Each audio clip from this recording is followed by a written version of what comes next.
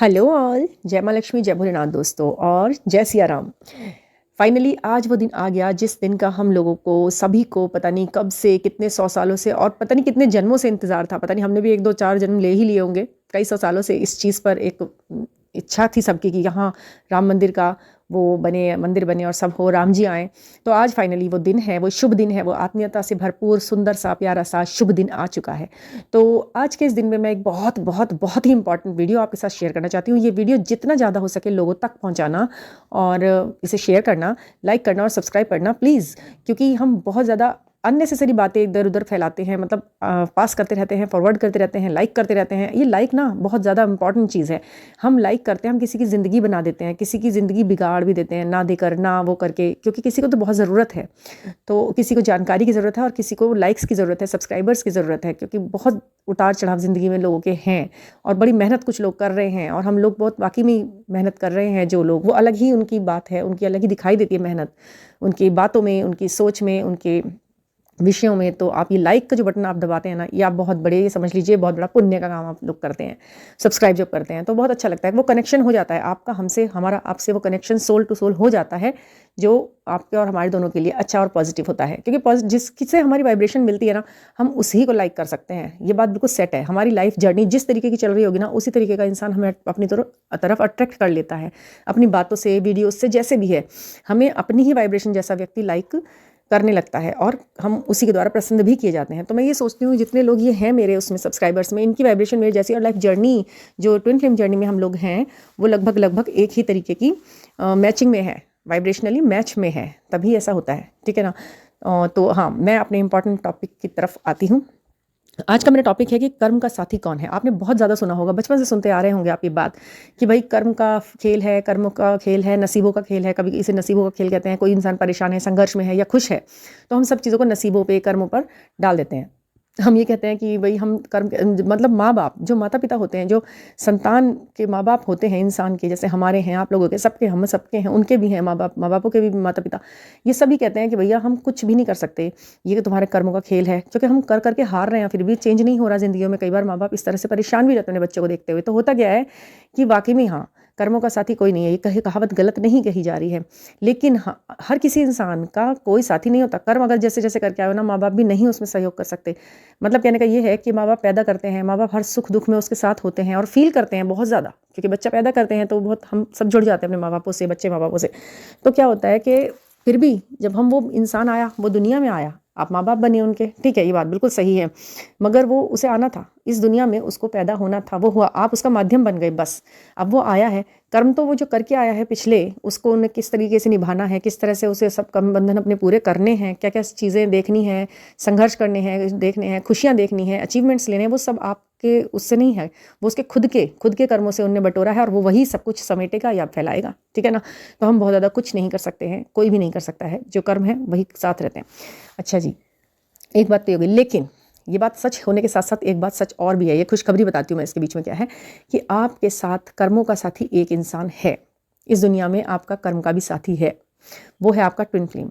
वो जो आपका अदर हाफ सोल है ना, क्योंकि हमारे कर्म जो होते हैं ना, वो हमारी सोल को पता होते हैं और सोल ही हमेशा आगे चलती है, शरीर बदलती रहती है, कर्म हम अपनी सोल को जानते हैं। हम हमारी सोल को ये चीज़ें मतलब फील करनी होती है। शरीर के माध्यम से सोल ही सुखी या दुखी होती है ना, हमारी आत्मा खुश है या हमारी आत्मा दुखी है, अपने इस प्रेजेंट कंडीशन को देखते हुए, जिस शरीर में हम हैं, हम कैसा अनुभव कर रहे हैं, वो तो हमें शरीर के द्वारा उस आत्मा को तक जाता है ना।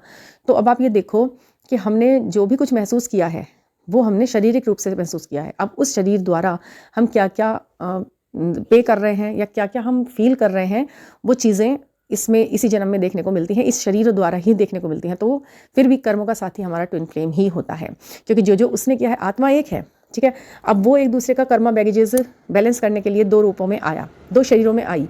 तो उनके द्वारा करे हुए कर्मों को आप भुगत रहे हैं और आपके द्वारा इस शरीर द्वारा भुगत रहे हैं, है ना। आप शरीर वाला द्वारा तो 2 ही है ना, आत्मा आपकी एक है। आप एक ही जने को सुख भी मिल रहा है, एक ही आत्मा को उससे दुख भी मिल रहा है। उस शरीर द्वारा उसे सुख मिल रहा है और इस शरीर द्वारा उसे दुख मिल रहा है, या जो भी आपकी प्रेजेंट कंडीशन है, उस तरह से आप उसे सेट करके देख लीजिए कि आपका अदर सोल जो है वो दुखी है या अदर सोल जो है आपका वो सुखी है। अगर वो सुखी है तो आप दुखी हैं, यानी कि इस शरीर द्वारा दुख झेल रहा है वो इंसान।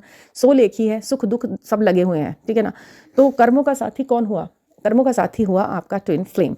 तो आप जैसे जैसे कर्म करेंगे ना, उनका इफेक्ट्स उसके ऊपर भी पड़ेगा, और जैसे जैसे वो करेंगे वैसा वैसा इफेक्ट्स आपके ऊपर भी पड़ेंगे। वो सफलता अर्जित करेंगे, उसके लिए वो मेहनत करेंगे, उनकी मेहनत का असर आपको भी कहीं ना कहीं कुछ % देखने को अपने ऊपर मिलेगा, इसी शरीर में मिलेगा, ठीक है। और आप जो कुछ कर रहे हैं, आध्यात्मिकता वो पूरी कर रहे हैं या किसी तरह संघर्ष पूरे कर रहे हैं, तो वो भी सब उनको मिलता है, फेस करना पड़ता है उनको, थोड़ा बहुत फीलिंग उनको वहाँ पर पूरी कराई दी जाती है। तो जो कुछ भी आप मतलब फील कर रहे हैं इस वक्त, वो आपके कर्मों का ही आपका नतीजा है, हमारे कर्मों का ही नतीजा हम फील कर रहे हैं प्रेजेंट टाइम में, ठीक है ना। आगे भी हम उन कर्मों का नतीजा ही फील करते रहेंगे, चाहे सुख के रूप में आ रहा है, चाहे वो दुख के रूप में आ रहा है, कर्म ही है। और उसका साथी, हमारा कर्मों का साथी कौन है? ट्विन फ्लेम है हमारा। तो हम उससे ये बात कह सकते हैं, उस पर हम प्रेशराइज कर सकते हैं, अगर हम उसे जानते हैं और उसको हम समझा चुके हैं, वो भी असेंड हो चुके हैं, तो उनसे कह सकते हैं कि भाई आप अपनी इस नेचर को थोड़ा चेंज करो, इसमें कुछ काम करो, इस फील्ड में आप कुछ वर्क करो, हम सारे दोनों असेंड होंगे। पता है क्या होता है, जब हम दोनों असेंड हो जाते हैं और हम बिल्कुल सही राह पर चलने लग जाते हैं ना, तो हमारी छोटी छोटी चीज़ें भी एक दूसरे से को असर डालने लगती हैं एक दूसरे के ऊपर। तो जो संघर्ष का टाइम है ना, उसे भी हम दोनों को इसी तरह अलग अलग रहते हुए या एक साथ रहते हुए इसे फेस करना पड़ता है। और कोई भी तीसरा जना, कोई भी थर्ड वन, हमारी थर्ड पार्टी कोई भी हमारी उस कंडीशन में से हमें नहीं निकाल सकती, और निकालना चाहे भी ना तो भी नहीं निकाल सकती, क्योंकि ईश्वर और यूनिवर्स ही उसको इस तरीके से कर देता है कि वो निकाल ही नहीं सकती हमें उस परेशानी के फेज में से। माँ बाप भी चाह कर भी कुछ नहीं कर सकते। जो माँ बाप अपने बच्चों के लिए कुछ करना चाहते हैं ना, तो फिर उनके सामने कंडीशन ऐसी डाल दी जाती है कि वो भी कुछ नहीं कर पाते। कुछ इस तरीके से परेशान कर दिया जाता है उन बच्चों को, मतलब उन इंसानों को जो माँ बाप उसमें कुछ कर ही ना सकें। तो इसलिए आपने कितने उदाहरण देखे होंगे। देखिए, जब तपस्या की पार्वती माँ ने, तो उनके माता पिता बिल्कुल बीच में नहीं आया, उन्होंने कुछ नहीं कहा, क्योंकि वो तपस्या में थी, जबकि वो अभी तक उनकी पत्नी बनी नहीं थी, अपनाया नहीं था, फिर भी माँ बाप ने कुछ नहीं करा, कोई कुछ नहीं कर पाया। सीता जी जब वन को गई, तो क्या उनके माता पिता ने कुछ करा? वो राजा जी की बेटी थी, राजा की ही बहू थी, बट उन्होंने क्या किया? कर्मा और संघर्ष सब साथ साथ लेके चले और उसी तरह उसे संघर्ष को पूरा किया, क्योंकि वो उन्हीं के लिए, वो लाइन जो उन्हें जिस पर चलना है, वो रास्ता उन्हीं के लिए चुना गया था, उसी पर उसको चलना था। वो ना चलती तो ये सब चीज़ नहीं हो पाती जो उनके साथ हुआ है, ठीक है। हम सभी के लिए ये जो चुनौतियाँ दी जाती हैं ना, ये हमें अकेले ही उस पर संघर्ष के द्वारा चलना होता है, क्योंकि इस संघर्ष के रास्ते पर चल के ही तो हमें सफलता मिलेगी। और जो हमें मिलेगा, क्या हम उसे बांटना चाहते हैं किसी और के साथ? नहीं। हम अपने सुख दुख तो फिर भी बांट लेते हैं लोगों के साथ, लेकिन हम अपनी सफलता कभी बांटना नहीं चाहते किसी के भी साथ। तो जब हम अपनी सफलता किसी के साथ नहीं बांटना चाहते, तो हम अपना संघर्ष का समय क्यों किसी के साथ बांटें? ये यूनिवर्स हमें उस समय के लिए तैयार कर देता है कि जब सफलता नहीं बांटनी है बच्चे, तो फिर आप अपने संघर्ष के समय को क्यों बांट रहे हो? वो भी अकेले फेस करो, ताकि वहाँ तक आप पहुँच सको और उस सफलता के उस फ्रूट को आप खुद ही खा सको, जो आपको अपने लिए ही चाहिए, ठीक है ना। हर किसी इंसान के साथ संघर्ष है, वो अकेला झेले तो बहुत जल्दी बहुत आसानी से उसको प्राप्ति भी होती है। और साथ कौन देता है? यूनिवर्स देता है, हर वक्त देता है, हर पल हर कदम देता है। हम भले कितनी शिकायत करते रहें, बट वो हमेशा हमारे साथ होता है। तो जब हम इन सब तरह की चीज़ों को पूरा कर लेते हैं ना, और सभी संघर्षों के समय को, मतलब ये जो ट्विन्स होते हैं ना, हम ट्विन फ्लेम यानी एक दूसरे का प्रतिबिंब होते हैं, आईना होते हैं। हम जैसे इसमें देख रहे हैं एक दूसरे को, वही रिफ्लेक्ट हम करते रहते हैं। जैसे जैसे कर्म कर रहे हैं, वो वहाँ पर उसी तरह खुश हो रहा है या दुखी भी हो रहा है। तो इस चीज़ को ध्यान रखते हुए अपनी ज़िंदगी के हर कदम को बड़े सोच समझ के चलना चाहिए। यदि मेरी बात आपको समझ में आ रही है, तो मुझे बड़ा खुशी होती है कि मेरी हर बात से कुछ थोड़ा भी चेंज आ रहा है, मन में हृदय परिवर्तन हो रहा है। फैसले लेने के समय पे आपको कुछ भी बात याद आती है, कोई भी लाइन एकदम स्टक कर जाए, किसी भी टाइम, किसी भी क्षण, कोई भी माहौल है, कोई लड़ रहा है और आपको मेरी ये बात याद आ गई कि ये मेरा कर्मा है, ये इंसान मेरे अकाउंट क्लियर कर रहा है, आप शांत हो जाते हैं, तो वो मेरे लिए एक बहुत बड़ी जीत है। वो मेरे लिए आपका एक सब्सक्राइब है, वो आपका मेरे लिए एक लाइक है, अगर मेरी इन बातों से आप अपनी किसी भी क्षण में कोई भी फैसला ले पाते हैं तो मुझे बड़ी खुशी होती है। और जब इस तरह हम कर लेते हैं ना, हाँ, संघर्ष को एकदम पूरा कर लिया, साथ में साथ असेंड हो गए, आत्मीयता के सारे काम हम कर रहे हैं, तो फिर वही they live happily ever after, है ना। तो जब हम लास्टली एकदम प्यार से साथ में रहना चाहते हैं, तो उसके लिए तो हमें थोड़े थोड़े संघर्ष भी करने ही पड़ते हैं।